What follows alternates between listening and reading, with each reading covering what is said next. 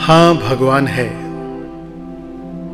एक मेजर के नेतृत्व में 15 जवानों की एक टुकड़ी हिमालय के अपने रास्ते पर थी।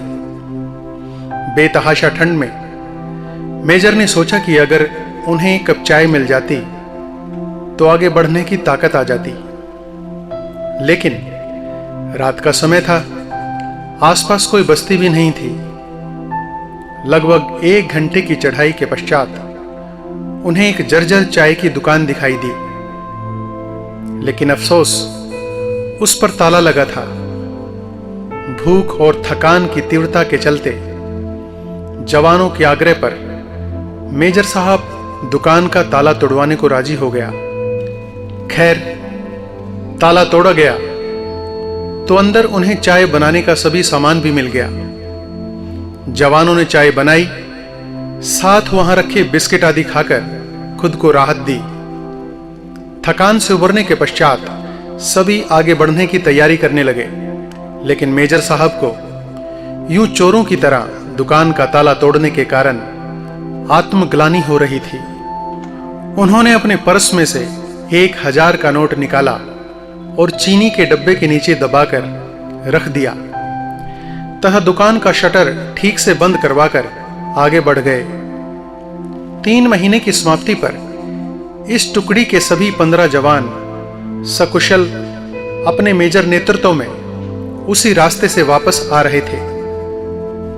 रास्ते में उसी चाय की दुकान को खुला देखकर वहां विश्राम करने के लिए रुक गए। उस दुकान का मालिक एक बूढ़ा चाय वाला था, जो एक साथ इतने ग्राहक देखकर खुश हो गया और उनके लिए चाय बनाने लगा। चाय की चुस्कियों और बिस्कुटों के बीच वो बूढ़े चाय वाले से उसके जीवन के अनुभव पूछने लगे। खासतौर पर इतने बीहड़ में दुकान चलाने के बारे में बूढ़ा उन्हें कई कहानियां सुनाता रहा और साथ ही भगवान का शुक्र अदा करता रहा।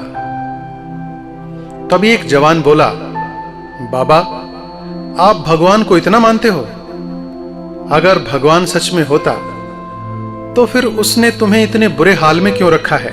बाबा बोला, नहीं साहब, भगवान के बारे में ऐसा नहीं कहते। और सच में हां, मैंने देखा है। आखिरी वाक्य सुनकर सभी जवान कौतूहल से बूढ़े की ओर देखने लगे। बूढ़ा बोला, साहब, मैं बहुत मुसीबत में था।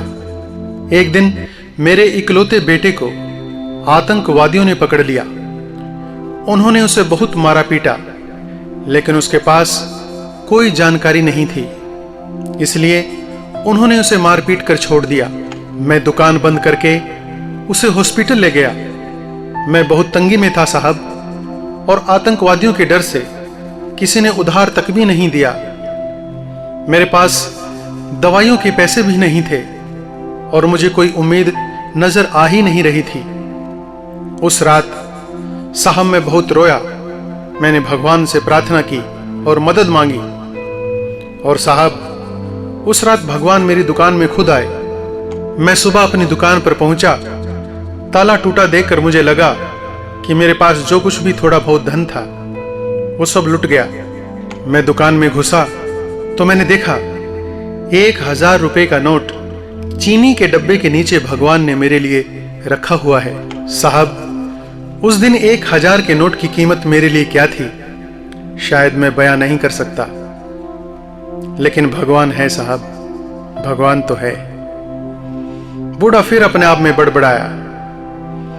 भगवान के होने का आत्मविश्वास उसकी आंखों में साफ चमक रहा था। यह सुनकर वहां सन्नाटा छा गया।